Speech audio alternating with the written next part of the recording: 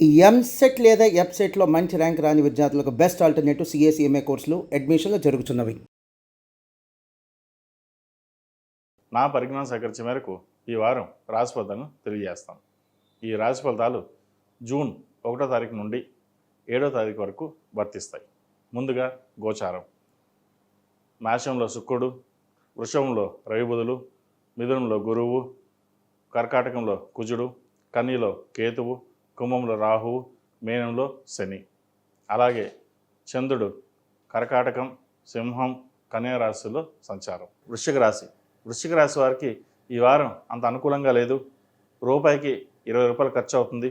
అది అప్పు చేయవలసిన పరిస్థితి కూడా గోచరిస్తోంది. ఏదేమైనా సరే నలుగురిలో బాగుండడం కోసం గొప్పలు కావచ్చు, ఆర్భాటాలు కావచ్చు, ధనాన్ని ఎక్కువగా వెచ్చిస్తారు. అవసరాన్ని మించి ధనం ఖర్చు పెట్టకుండా ఉండడం చెప్పదగిన సూచన. రేపొద్దున వస్తాయి కదా డబ్బులు, ఇవాళ ముందు ఖర్చు పెడదాం అనే ధోరణి ఎక్కువగా ఉంటుంది.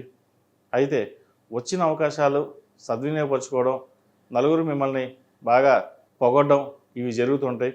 పొగడ్తలకి లొంగిపోయి దానాలు కానీ ధర్మాలు కానీ చేసే విధంగా గోచరిస్తుంది.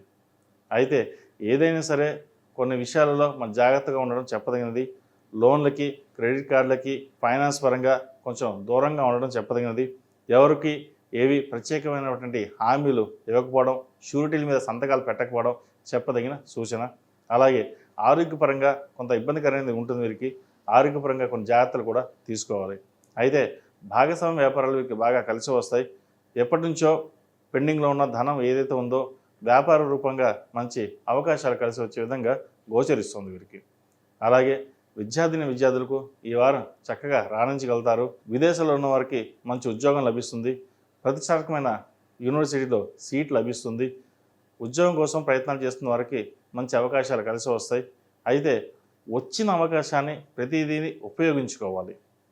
అష్టమ గురువు, ద్వితీయ పంచమాధిపతి అయిన గురువు అష్టమంలో అంత బలంగా లేడు వీరికి.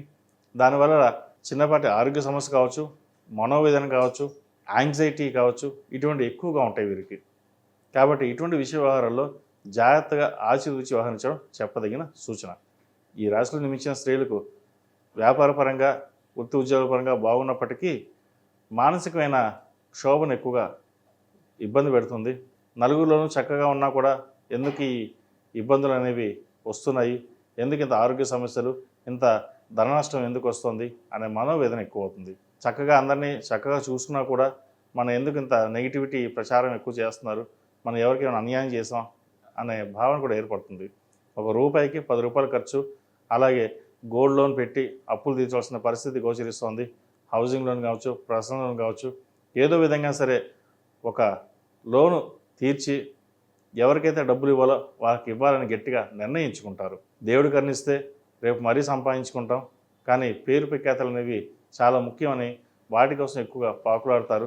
పేరు ప్రఖ్యాతల కోసం ఎంత దూరమైనా వెళ్ళడానికి సిద్ధపడతారు. ఈ రాశివారు ఆరోగ్యపరంగా కొన్ని జాగ్రత్తలు తీసుకోండి. మేధా దక్షిణామూర్తి స్తోత్రాన్ని పఠించడం, అలాగే గురు స్తోత్రాన్ని పఠించడం, రుద్రపాశుపత హోమం చేయించడం చెప్పదగిన సూచన. ప్రతిరోజు ప్రతినిత్యం ఓం నమః శివాయతో దీపారాధన చేయండి. అలాగే గురువు అనుగ్రహం కోసం సిద్ధగంధంతో స్వామివారికి అభిషేకించడం చెప్పదగిన సూచన. లేదా ఒక సోమవారం నాడు రుద్రాభిషేకం చేయించండి, మంచి ఫలితాలు సంప్రాప్తిస్తాయి. ఈ రాశిలో జన్మించిన వారికి కలిసి వచ్చే సంఖ్య 6, కలిసి వచ్చే రంగు గ్రీన్. ఏదైనా పని మీద బయటికి వెళ్ళేటప్పుడు గురువారం కానీ ఆదివారం అడగని వెళ్ళండి, మంచి ఫలితాలు సంప్రాప్తిస్తాయి. ఏదైనా సరే ఈ చెప్పే రాశి ఫలితాలు గోచారాన్ని బట్టి చెప్పడం జరుగుతుంది. ఎందుకంటే మనం చెప్పే రాశి ఫలితాలు ఒక్కొక్క రాశికి కొన్ని కోట్ల మంది ఉంటారు. లగ్నాలు మారిపోతాయి, దశలు మారిపోతాయి, గ్రహాలు మారుతాయి. అందరికీ ఇలాగే ఉంటుందా అనడం కష్టం. కాబట్టి వారికి ఏ విధంగా బాగుంటుంది, గోచారీత్యా బాగుందా, లగ్నపరంగా బాగుందా, వ్యాపారం కలిసి వస్తుందా, భాగస్వామ్య వ్యాపారాలు కలిసి వస్తాయా, ఎడ్యుకేషన్ పరంగా ఎలా ఉంటుంది, విదేశీ యానం ఎలా ఉంటుంది అనేది వారి వ్యక్తిగత జాతకాన్ని బట్టి ఉంటుంది. ఒకవేళ వ్యక్తిగత జాతకం డీటెయిల్స్ సరిగ్గా లేకపోతే ప్రశ్న చక్రం బట్టి చెప్పవచ్చు. అది అప్పటి వరకే వర్తిస్తుంది. సర్వే జన సుఖినో భవంతు, లోక సమస్త సుఖినో భవంతు. ఓం శాంతి శాంతి శాంతి.